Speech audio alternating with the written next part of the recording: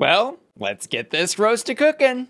Hey y'all, it's me, Bus Ruth, and welcome back to Hot or Hot. And today we'll be reviewing episode 8 of RuPaul's Drag Race Global All-Stars. Our 7 remaining international icons were challenged to roast themselves and everyone in the room in the Rich International Roast. And the runway category was Blow Me Away, looks intended to work with the power of the handheld fans used by the pit crew. So we'll be going queen by queen to break all that down, and then in my final thoughts, discussing where we're at in the competition and how we got here. Because it ain't looking too pretty for the non-Ru girls. And now first up and in the order they gave their roasts, it's Kitty Scott-Claus, who, yes, also got to choose the order of the roast this week as a prize for winning last week's Snatch Game. This is the Kitty Scott-Claus show, in case you've forgotten. And Kitty choosing to go first here, I think was really smart on her part, because her set is leaning into this bit of recycled material and cliche jokes, which is something she directly acknowledges and leans into further near the end of her set when she goes, "Oh, and now it's time for the RuPaul is olds jokes," and then proceeds to tell a joke about RuPaul telling the girls constantly not to reinvent the wheel because she was there when it was originally invented. And Kitty's set here overall was confident, funny enough, and tongue-in-cheek in her own unique branded way. And I don't think she was one of the funniest queens tonight, but she did a great job with her confidence level and had the appropriate energy for opening something like a roast. So we've got to give her credit for that positioning, which allowed her to use as much rehash material as she wanted without worrying about if any of the other queens are gonna steal her jokes. Overall, I would definitely give this performance a hot.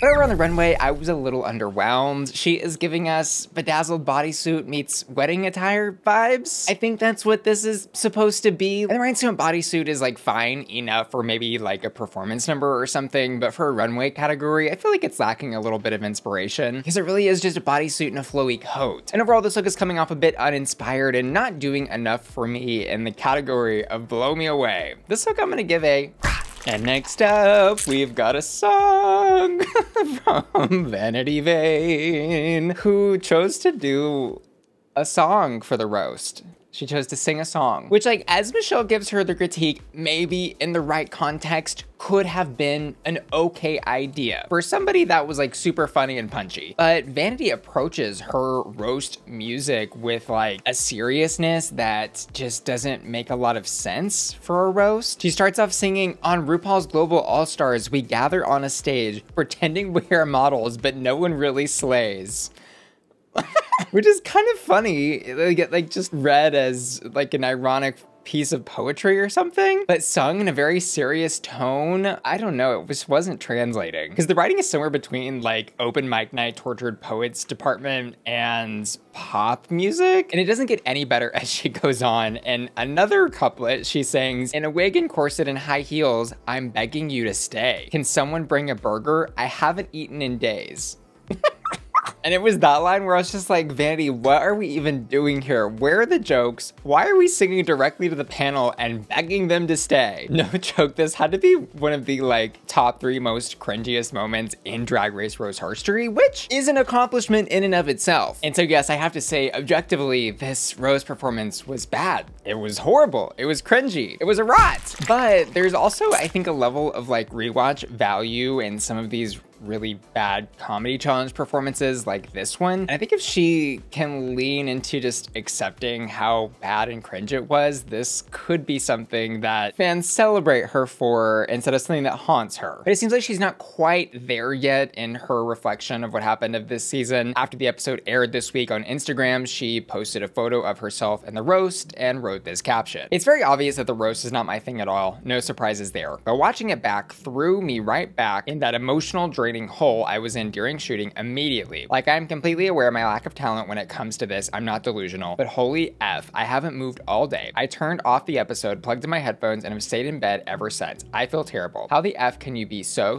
effing bad?" Like, it wasn't a little bit bad, it was bad. Even though the show was filmed a year ago, I just can't shake it off of me and laugh at it. I just can't. The anxiety level at the moment is ew. And yeah, like, I can't imagine how that must feel to bomb something like the roast on national television. But she also wasn't the only one to do that tonight, and certainly not the only one to do that in the franchise, so I think she could take a little bit of solace in that. Over on the runway though, the night doesn't get too much better for her. This runway is apparently one that was damaged in transport to filming the show, and so she talks to us in the confessional about having to get a bunch of stuff from a craft store, which here included Christmas decorations to come up with a look. And the thing is, I'm not totally mad at the Christmas theme, because so many other queens were just like, oh, I just want to look pretty and flowy, and she said, you know what, let me bring a little bit of a concept here. She said, ho ho ho, Merry Christmas. And so this look was at least unique and fun in that sense, but the execution of the look really wasn't great. This basically is just a bunch of tinsel glued to a corset, and not even in like an interesting way. It appears to have just been taken out of the decorations bag and just glued either around horizontally or vertically down from the top of the corset. And then she's got the little Mad Hat fascinator on top, which is what it is. This looks not blowing me away. It's missing shape, it's missing silhouette, it's missing on that execution, and so it is gonna be a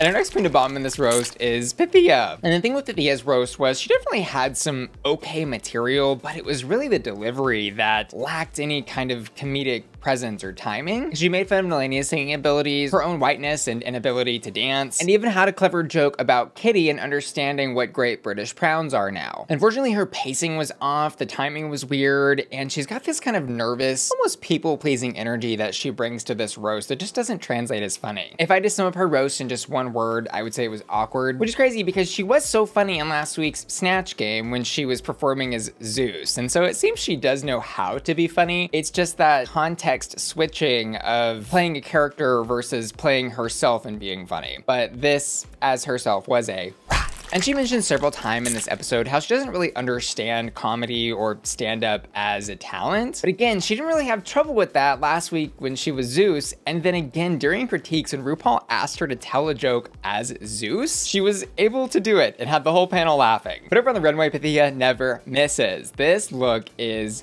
beautiful. She is giving me elven nymph wood fantasy of the tree, mystical elf, Lord of the Rings, Final Fantasy arena. Head to toe, this look is a piece of art. I love all those crescent moons in the hair and how braided structured pieces of the wig have those metal hoops at the end that have additional fabric tassels to move in the hand fan wind. And it doesn't matter if she's standing still or like slightly twirling and moving, this look moves and looks gorgeous.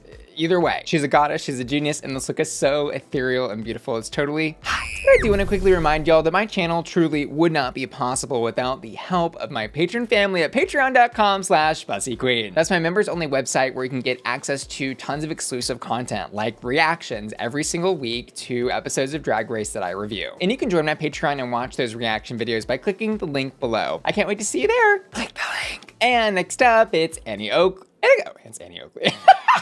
And next in our roast is Alyssa Edwards, who I think we can acknowledge is one of the funniest queens in this franchise, but tends to be funny in the not intentionally funny way, more so than the structured, be funny, scripted moments like these. However, her performance in this roast, I think, demonstrates how she continues to work on herself and ways of implementing that natural sense of humor into challenges. So she did a pretty good job tonight and had some decent jokes where she went in on Kitty with the Gemma Collins comparison and a pretty harsh Humpty Dumpty joke. And she had some other moments that were ultimately funny, but did take a long time to get to the punchline, like when she was doing the joke for the Global All-Stars and expecting a lot of filler in the competition, and then pointed out the filler and then talked about how this filler wouldn't be FDA approved. It was a lot of words. And I think if she had found ways to cut this set down and include only the punchiest moments, this could have been a top position for me tonight, but as is, it was mostly just a refreshing breath of fresh air right after two complete total bombs. And so honestly, I think anybody with a little bit of confidence and a pulse would have been funny here. Because by the time we got to Alyssa Edwards, we were dying for some jokes.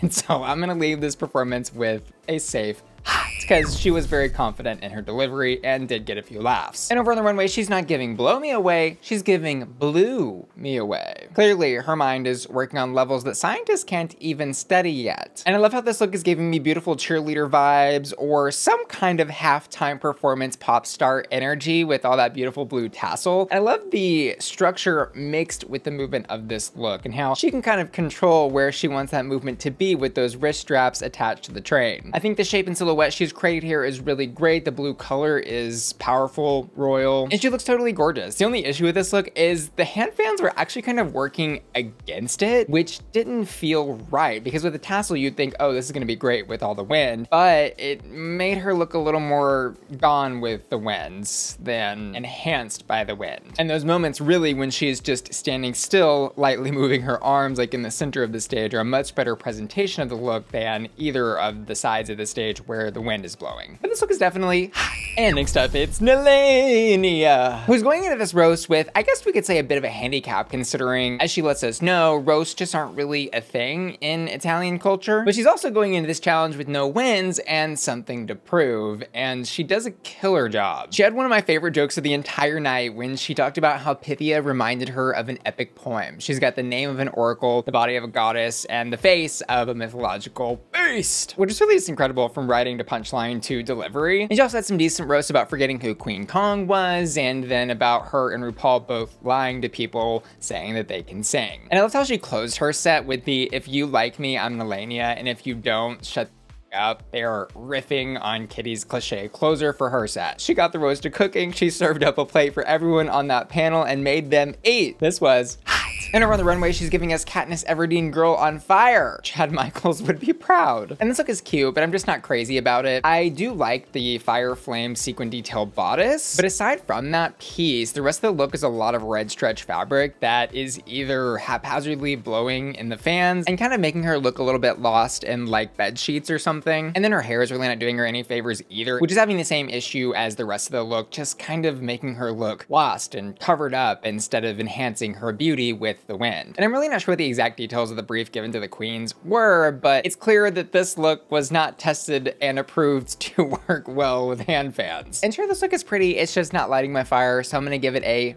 And next up is Tessa, T, Marie, Sue, Louise, who in the challenge also bombed a bit. There was a lot of bombing in this roast. And of all the queens, I think Miss Tessa T said the most words tonight. This was extremely verbose. And the delivery she gave was like somebody reading a grocery list or something. It was just flat and uninspired. But the crazy thing is when you actually go back and listen to some of what she's saying, there are some decent jokes in there. Like when she's doing the bottoming rip and she's talking about the only person who's bottomed more is Pythia in a dance challenge, Vanity Vane in an all-star season, and Michelle Visage at any mall in New Jersey, which all should have gotten decent laughs from the audience, but none of which it did because her pacing was so off and the delivery was so monotone. And she gave absolutely zero pause or time for anyone to sit there and just enjoy the joke. She just steamrolled right to the next one and the next one and the next one and the next one. And then there were times when she was telling jokes and she'd be layering in puns. Like when she was talking about Alyssa Edwards and she was saying mesquite, skeet, skeet, because she's from Mesquite. And I'm like, girl, it's too much. And the way she just kept going and going and going reminded me a little bit of the teacher from Charlie Brown when they just start going wah, wah, wah, wah, wah, because that's all you hear at the end of it, you know, when they're not pausing or giving us any moment to breathe. And this was definitely a rot, but I will call out the editing certainly was not doing her any favors. She has a joke where she's comparing Queen and Kitty to Uncle Fester in a wig talking to Gemma Collins after a long night of hooking.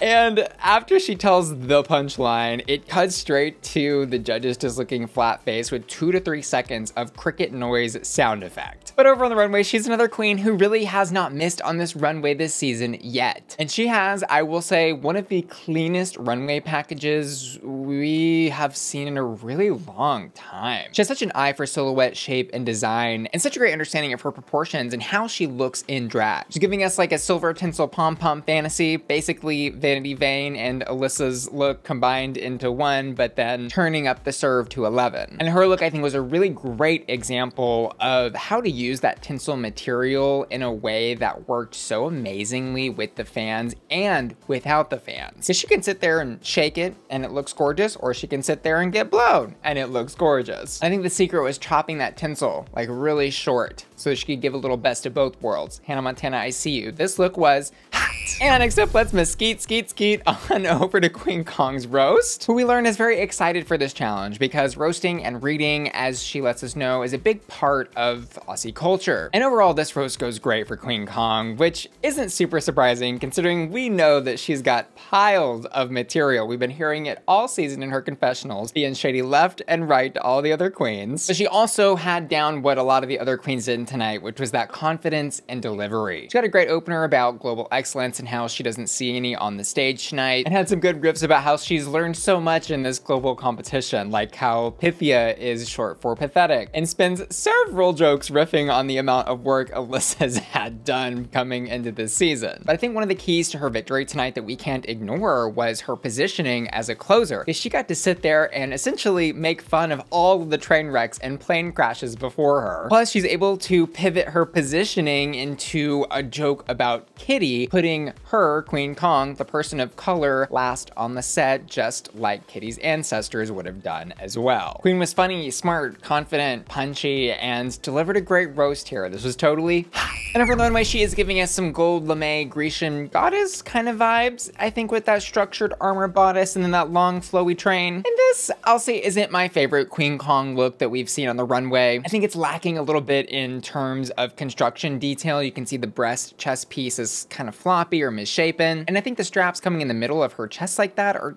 kind of awkward. Plus, that lame material has the unfortunate quality of bunching up and looking just kind of like a wadded trash bag in some awkward angles. And she's having that same issue that Nehellenia was having on the runway, where there really is just way too much fabric going on here for the amount of wind that they are pushing at these queens, because it's getting twisted, it's getting tangled, and she's getting gone with the wind. I also just didn't love how she accessorized this look in terms of hair and that giant Flintstones pearl necklace that she's got on. So overall, I'm gonna give this a which brings us to our placements, which are both surprising and not at all surprising this week. The surprising part to me, though, was that the judges felt the need to call out basically a top 4, which they choose to be Kitty, Queen, Alyssa, and Nehellenia, which to me kind of read like they just really wanted to praise Kitty, Queen, and Alyssa, but then also remembered that Nehellenia was funny, so they thought we might as well just give her some positive critiques too. Because I think my overall top 2 would have just been Nehellenia and Queen Kong. But as we've seen this season, the judges are just not gonna miss an opportunity to give praise to somebody like Kitty, who they love so much and who could tell the same jokes over and over and over and still have the judges in stitches. And like Alyssa was good here, but she just gave a very safe performance, and so I didn't quite understand the need to call her out as a top placement. The more confusing thing here was what they did with the win, which they ultimately split between Queen Kong and Kitty. And yes, to be fair and totally unbiased, both of these queens were very funny in the roast. I think perfectly fulfilled their roles as opener and closer of the roast. But I genuinely don't think either of these queens was the funniest of the night. I think that title belongs to Nehellenia, and I was even more confused why they would choose to split the win between Kitty and Queen and not like Queen and Nehellenia if a split win was the way they were gonna go. Because Nehellenia's set was, at least to me, the funniest, most unexpected, and maybe one of the more original sets of the night. I also thought that split win between Kitty and Queen was weird because it's not like these two, who are the current frontrunners of the competition going into this episode, need any more wins to cement that fact. We're what, 4 episodes away from the finale, and making sure that they both have 3 wins, which is like, what, 2 more than anybody else each? It just felt like overkill, especially when Nehellenia was right there. But I do genuinely think now, this far into the competition, that the producers were 100% just sold on the idea that the audience would be so heavily invested in this Queen versus Kitty head-to-head battle royale. And I think it's clear now they completely misread how the audience would interpret this season, as they basically ignored every queen that wasn't from a season originally judged by Ru and Michelle. And concerning our bottom 2 placements tonight, we've got Vanity Vane and Pythia, which I'll say Vanity 100% deserved her spot here. I think she was without a doubt the worst in this roast, but I do think you could argue either Pythia or Tessa could have shared this other bottom placement, because they both have that same issue of having material that could have been funny in the right context or right delivery. But ultimately, it was just how they told the jokes that wasn't funny. But I genuinely think that putting Pythia in the bottom here alongside Vanity was the producer's attempt to give Pythia a bit of a softball. Because she's going into this lip sync against somebody who's now on the bottom for their 3rd time. And 2nd time in a row. And lip sync song is to I Drove All Night by Celene Dion, a Canadian singer. Against any other lip sync opponent, Pythia basically would have just had to have known the words and done a little bit of twirling, because they even turned the fans on for this performance, which gave her look that extra boost it needed, because it certainly wasn't danceable, but did look pretty in the wind. But unfortunately for Pythia tonight, knowing the lyrics and looking pretty were not enough to defeat Vanity, who honestly won this lip sync almost right out of the gate when she stands in the middle of the stage, licks her finger, and then throws that car into gear. She snatched my wig with that. Like, I loved that. And from then on out in that lip sync, she just commanded the stage at every turn. She had all the right emotion, the perfect outfit for the look. And I think Vanity tearing this up as hard as she did was totally unexpected on the side of the producers. And even Rupaul at the end of the lip sync went,